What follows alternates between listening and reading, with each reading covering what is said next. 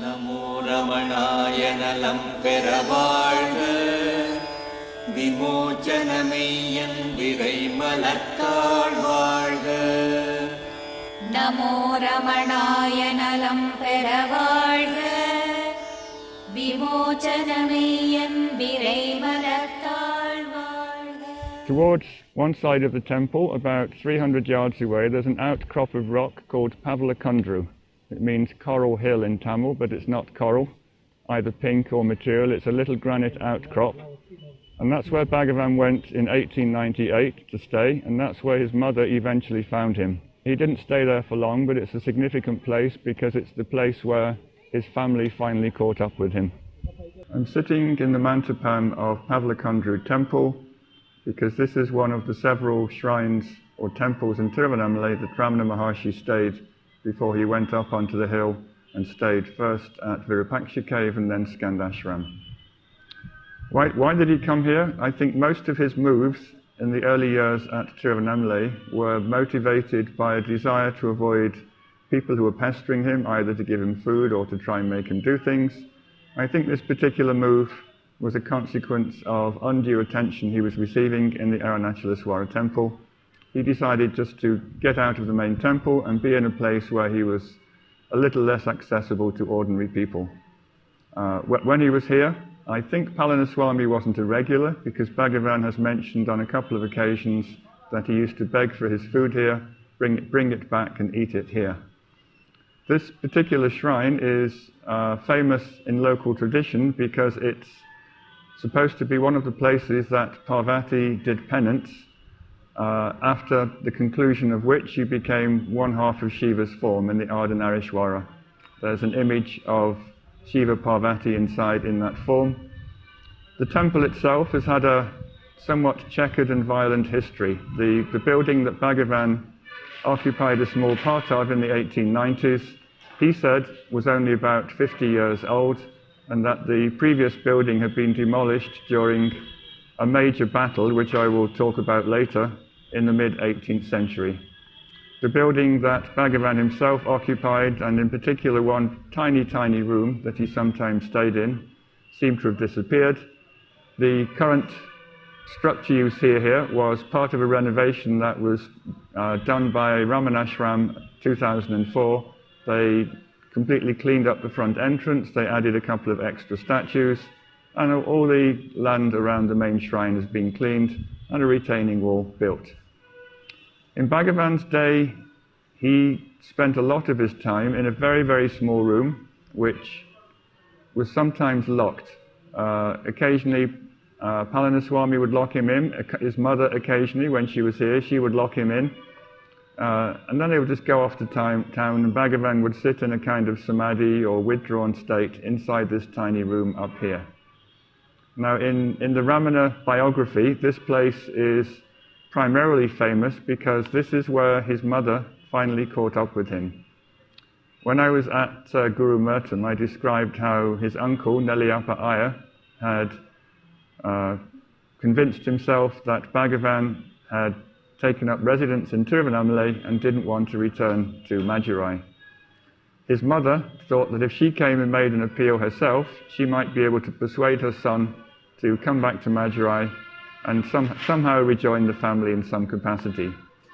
She came here in 1899 with Bhagavan's elder brother Nagaswami, not knowing at the time exactly where he was, but when she arrived in town, Bhagavan was famous enough for her to quite easily get directions which brought her up here. When she arrived, she saw Bhagavan stretched out on a rock, wearing only a kaupina, in a physically neglected, unkempt state, and her first reaction was pity that her son had come to such extremes, and she went up to him and begged with him to come home and be looked after properly at the family home in Madurai. Bhagavan completely ignored her. She came on several subsequent occasions, and on each occasion Bhagavan refused to speak to her, refused to respond in any way whatsoever to her appeals to come home. I don't think he was refusing to speak. Bhagavan has said that in his early years in Tiruvannamalai, he simply lost the capacity to physically speak. It wasn't a vow of silence. It was a kind of paralysis in the throat that made it very difficult for him to articulate sounds.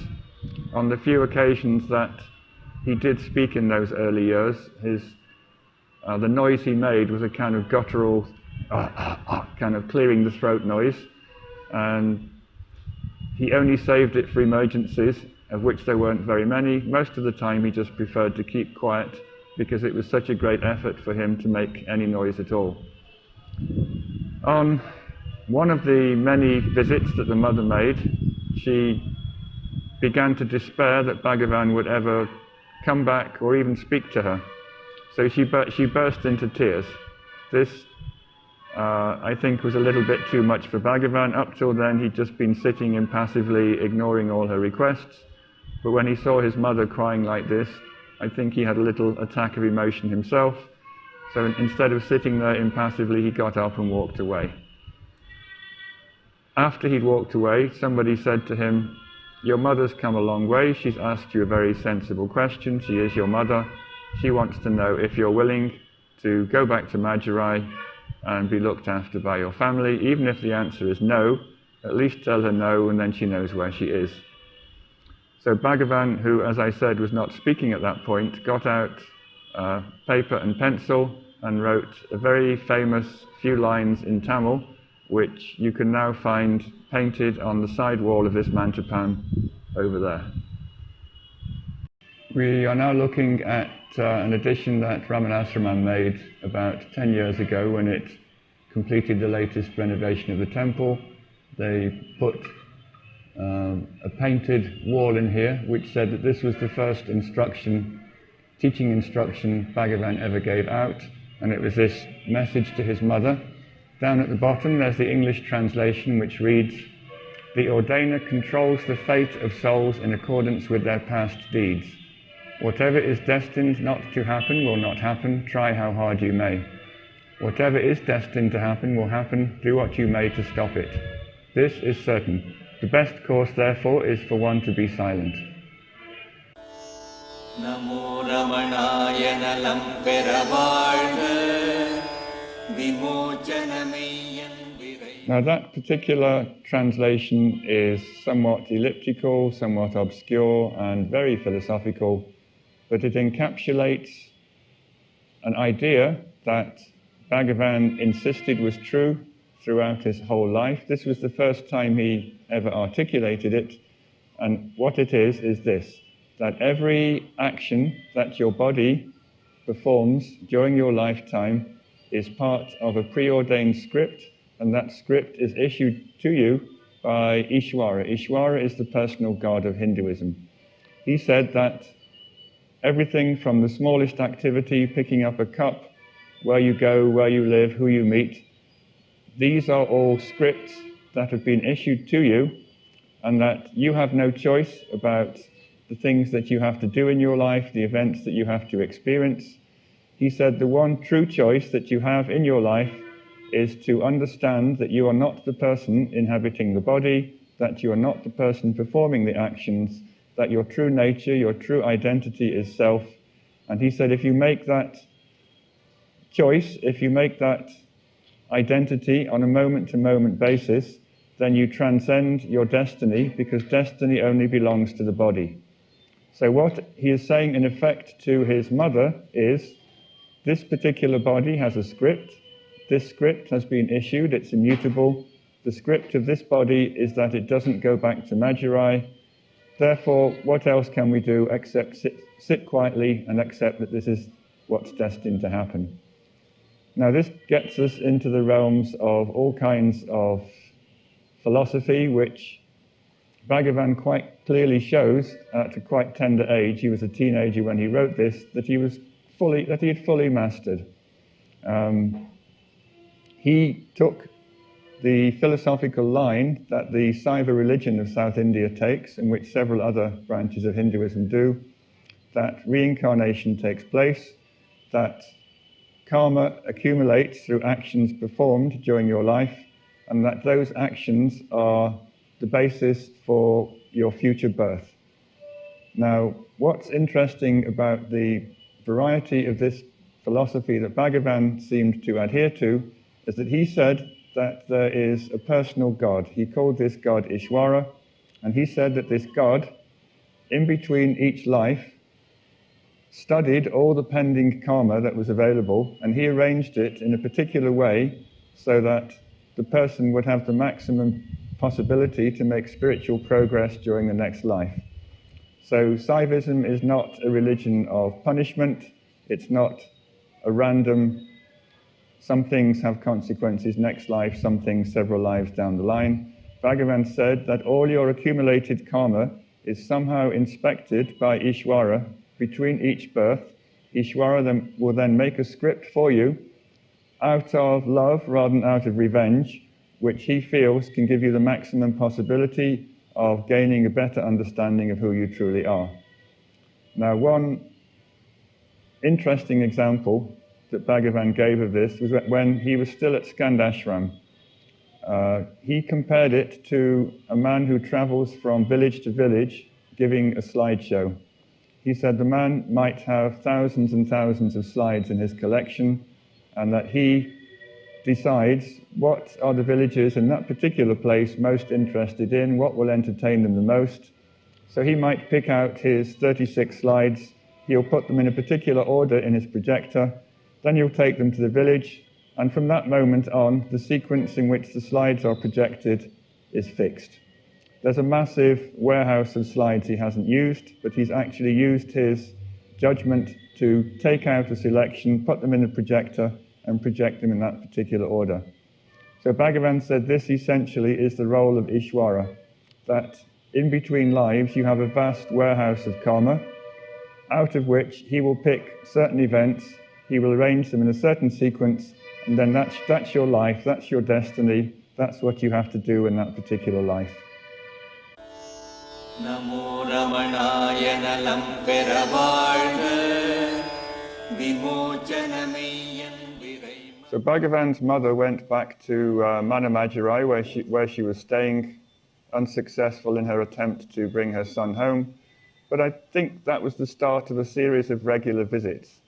I don't know how long it was before the next visit, but Annamalai Swami told me a very entertaining story about Bhagavan living here in a small cubicle. It wasn't big enough to be designated a room, which was locked from the outside when there was no one to look after Bhagavan. If Palana Swami wasn't here, or the mother wasn't here, or the priest of the temple wasn't here, they'd lock Bhagavan inside the room, go off, do their business, and when they came back, they'd unlock. Bhagavan realized what was going on, and he figured out that there was a way of opening the door from the inside. There was a hole that he could stick his hand through, turn his hand round a bit, and lift the latch on the door. So one day when his mother locked him in, thinking he was in samadhi, she went off to town, and he decided he'd go out and sit outside. So he went and sat on a rock, and when his mother came back, he was sitting there cross-legged with his eyes closed, and she was shocked. He could tell that she thought that he had some kind of miraculous power, because she was sure she'd locked him in the room. And she said, "How did you get out?" And Bhagavan looked like, the great yogi, and said, traveling through the Akash, traveling through the Akash. So he fooled his mother into thinking he had this great psychic power of traveling through the locked door. But Bhagavan confessed later that was one of the 3 deliberate lies he told during his life, but it was just to entertain his mother. Namo Ramanaya Nalam Peravalga Vimochanameyyan Virai. I've walked down about 50 yards from the summit of Pavalakundru to the side of the rock that faces the main temple in town, which is over there, because there's quite an interesting story that Bhagavan discovered an old canon here during his stay in 1898. When he lived here, none of these houses would have been here. He would have had a clear view across to the wall of the temple over there. And Bhagavan was told that this particular canon was abandoned here by Tipu Sultan in the First Maratha War in the 18th century. I did a little history digging on this and decided it was more likely that his dad had left it here in what became known as the Battle of Tiuruvannamalai in 1767. What happened was there were three competing big powers in the region in those days. There was the Maharaja of Mysore, there was the Nizam of Hyderabad, and there were the British who were pushing in from the coast because they wanted to control this part of India. The French had got here first, the first European colonial power. They'd taken over Tiruvannamalai. The British didn't want a French-controlled city, so they came in, they wrested control of Tiruvannamalai from the French, and they set up Tiruvannamalai as a garrison town about 1760. This was a direct threat to the power of both the Maharaja of Mysore and the Nizam of Hyderabad. Both of them sent armies in this direction. The British had somehow got a treaty with the Nizam of Hyderabad, and he'd promised to fight on the British side against the Maharaja of Mysore. The Maharaja of Mysore himself was going a bit old and doddery at this point, and effective running of his kingdom had been handed over to Hyder Ali, who was his chief general. Now this general was smart, so instead of coming here and fighting the combined forces of the Nizam of Hyderabad and the British, he went off to see the Nizam and bribed him to fight on his side against the British. So they thought that with the advantage of their home terrain, a massive superiority of numbers, they could drive the British out of this part of India. The first engagement was in a town called Changam, which is about 34 kilometers west of Tiruvannamalai. It was inconclusive, neither side managed to forge a decisive victory, but at the end of the day, the British army had run out of supplies. The nearest place to get resupplied was Tiruvannamalai, which at that point was a garrison town and theoretically had enough food and ammunition for the soldiers to feed, get resupplied so they could fight another battle. The British troops were under command of a Colonel Joseph Smith. So he marched his very tired soldiers all the way from Changam, 34 kilometers to Tiruvannamalai. The people in Tiruvannamalai knew he was coming, so they hid all their food. So when he arrived, there was still no food for the starving soldiers. So they prepared to leave town again. After they'd left town, they encountered another British force under the control of a man called Colonel Wood. And he persuaded Colonel Smith that there really was some food in Tiruvannamalai, it was just well hidden. So the two of them came back into town, found the hidden food, fed their respective armies, and then prepared to do battle against the combined forces of Hyder Ali, fighting for the Maharaja of Mysore, and the Nizam of Hyderabad's army. Now the reason I'm standing on this particular rock is I think that Hyder Ali had somehow got here first and installed cannons on this rock. It has an elevation of about 200 feet, which is just about enough to lob cannonballs over the temple wall into the interior of the temple. In those days, the main temple served both as a spiritual and a military center. Whenever there was an attack in this area, all the people went inside the temple walls, which are about 30-40 feet high, made out of solid granite, and they're pretty unbreachable unless you have a huge army with big cannons. So Hyder Ali had put lots of cannons on this side of the hill, and he was trying to lob them over into the besieged citizens of the garrison town of Tiruvannamalai, who'd all withdrawn into the temple. This seemed to be some kind of preamble to the main battle, which took place somewhere between where I'm standing and the walls of the temple over here. This was an area where there were no telephones, no radios. Nobody knew where anybody was in those days unless they saw them. So the two armies apparently circled around this rock. One went in a clockwise direction and the other followed in a clockwise direction. So they never quite caught up with each other. They were following each other around the same rock and never meeting. And then one of the generals, nobody knows which particular one, thought, nothing going on here, let's turn back and go the other way.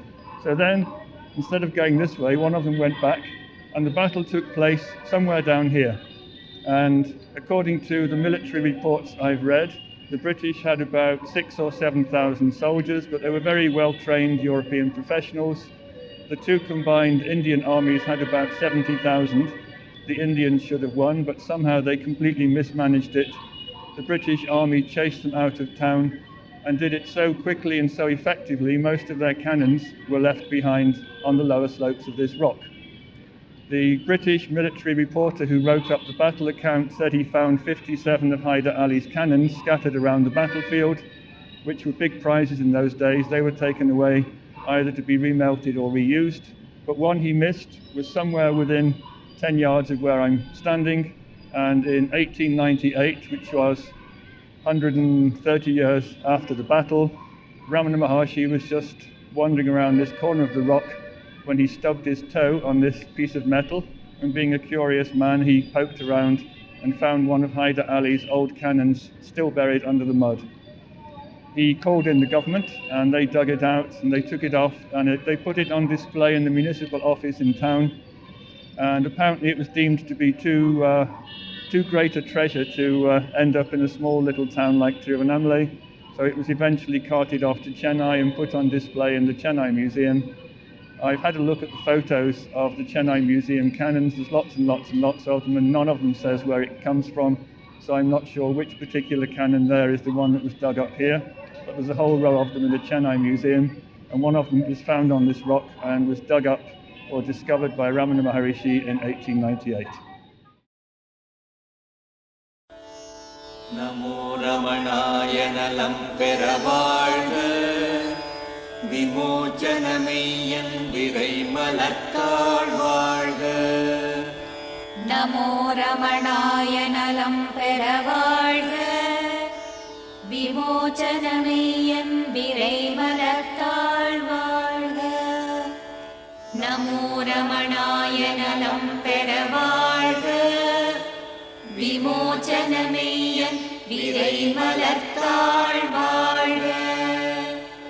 அடிமுடிக்குண்டாய அநாதித் தொடர்பின் விடமுடியாமை மறந்து விட்டு